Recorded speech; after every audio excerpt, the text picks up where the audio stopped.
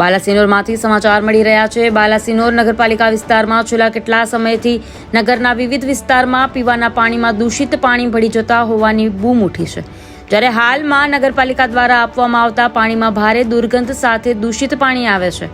બાલાસિનોર નગરપાલિકા ward number 7ના રહીશો ખરાબ પાણી પીવાના કારણે લોકોને ઝાડા ઉલટી સહિત તાવમાં સપડાયા હોવાની વિગતો બહાર આવી છે। બાલાસિનોર પાલિકા દ્વારા નગરના વિવિધ વિસ્તારોમાં પાણીનું નિયમિતપણે આપવામાં આવે અને ત્યારે પાણી ભરાતા સમયે પાણી ખૂબ જ દૂષિત અને દુર્ગંધ મારે છે, ત્યારે નગરના વિવિધ વિસ્તારોમાં છેલ્લા કેટલા સમયથી પીવાના પાણીમાં દૂષિત અને દુર્ગંધવાળું આવતું હોવાથી લોકોને ના છૂટકે મિનરલ પાણી લેવાની ફરજ પડે છે।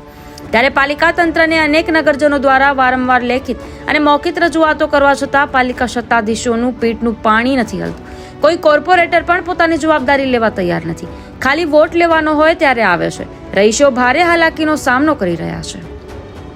વોર્ડ નંબર 7 વિસ્તારમાં વિજય ટોકીસ રોડની સમગ્ર મહિલા એકત્રિત થઈને પ્રાંત સાહેબને આવેદનપત્ર આપ્યું, સાથે દૂષિત પાણી બોટલમાં ભરીને બતાવ્યું।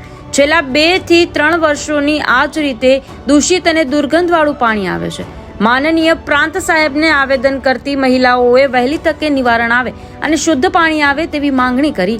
પ્રાંત સાહેબે વહેલી તકે તપાસ કરીને સમસ્યાનું નિરાકરણ લાવવાની બાંહેધરી આપી છે। ગરીબી રેખા હેઠળ જીવતા લોકો મોંઘવારીમાં વેચાતું પાણી કઈ રીતે લઈ શકે?